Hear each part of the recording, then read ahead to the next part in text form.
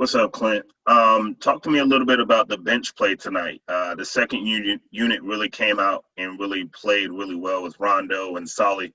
Talk a little bit about that second unit tonight.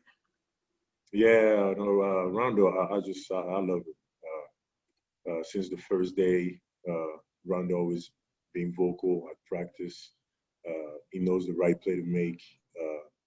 Solo too. They came out there with a lot of energy. Rondo always make the right plays.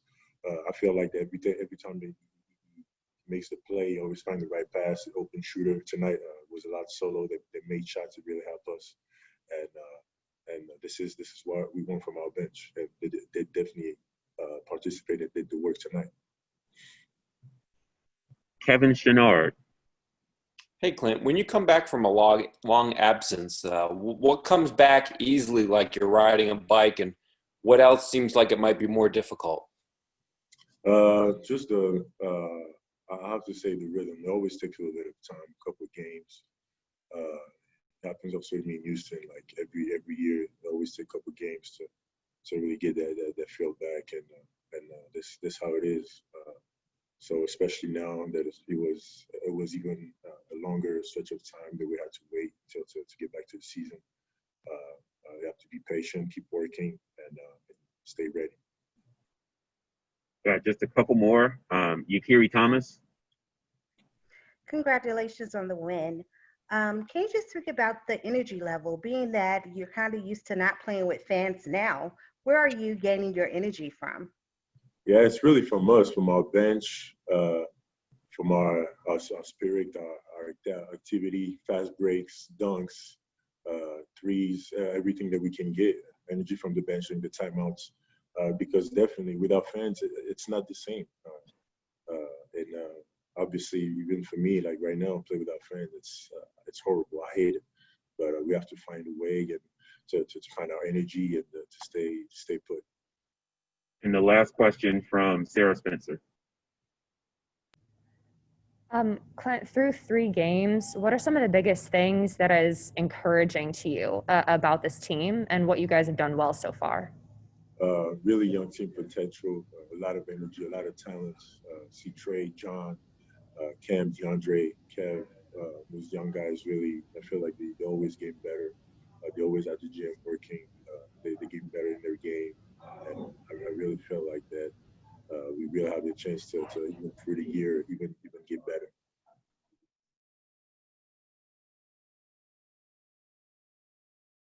What was it like out there? It seemed like you guys were clicking really well on offense.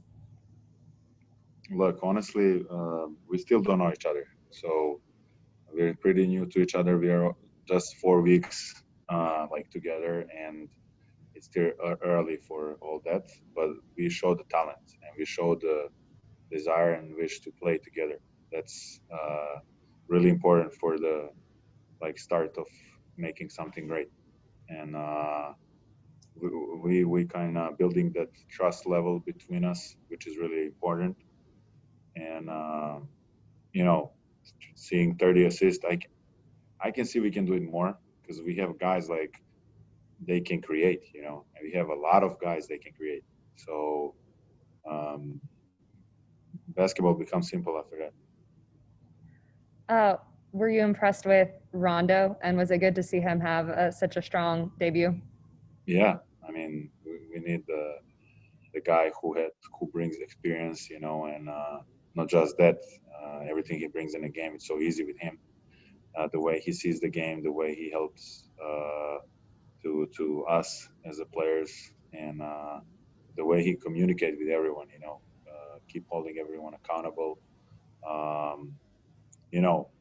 He been there. He's in this league for a while, and he knows what he's doing. So we believe it. Thank you. Got a question from Andy. Hi, Bogdan. Congrats on the win. I actually wanted to switch gears a little bit.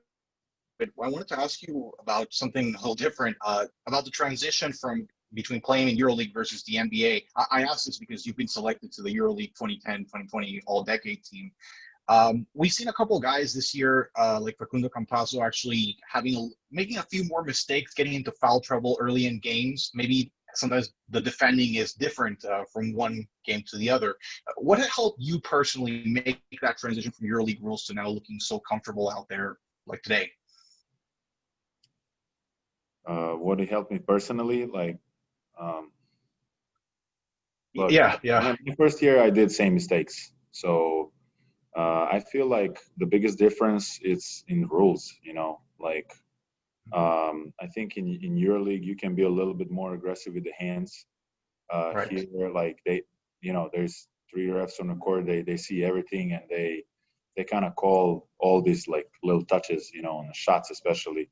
In Europe, I don't think you get these easier calls, let's say.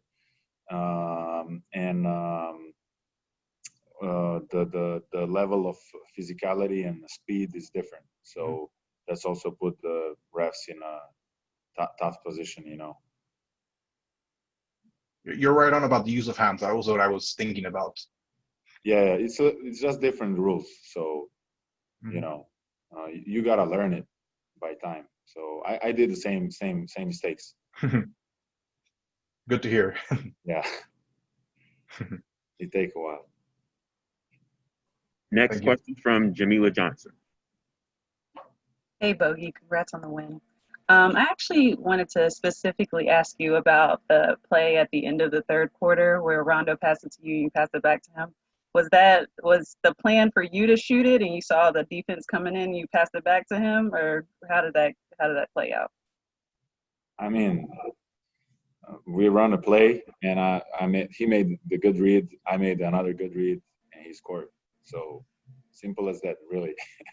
So as I said, with him, it's so simple to play because his timing of the pass is, amazing, and then it gives you a lot of time to think and to make decision, and it's easy. Thank you. You're welcome. Edwin Powell.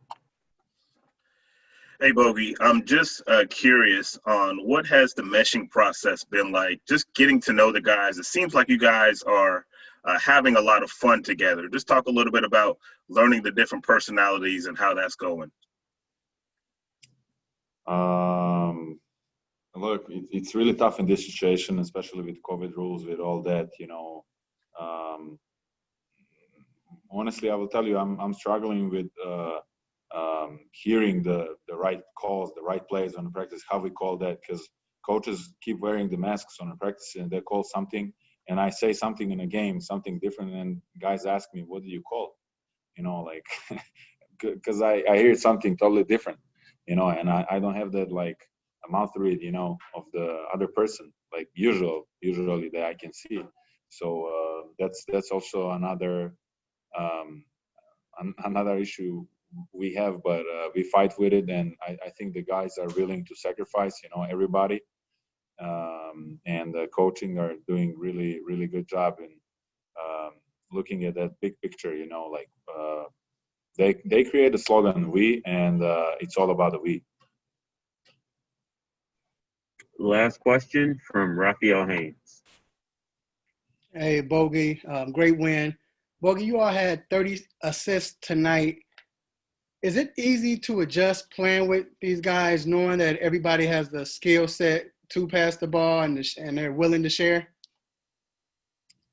As I said, it's so easy with the talent you have, like in this team. Like you have, you can play big, you can play small, you can play shooters, all shooters. You can play athletic, you can play whatever. So it's really hard for the coaches to decide what they're gonna go with, and they have so much option. And I understand. So say again. But for us players, it's on us to figure it out and to make it as simple as we can, when we play. So the good thing is we started 3-0, but the only problem with it still takes time. We still learning about each other, like what we like to do, what is our like go-to move, what is our go-to play. We're still learning about each other. It will take a while. And speaking of that, real quick, Trey talked about how in practice he said he wants to learn speak you all's language as well, learn the language. How do you think he's doing so far, and how long you think he'll get it? Who? Say it again. Trae Young.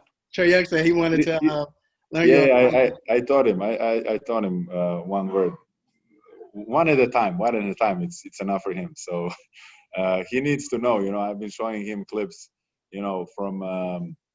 from Kobe swearing on Serbian. So he has to bring that game too. Thank you, Bogey. Yeah, you're welcome, guys. Have a great night. Thanks. Have a good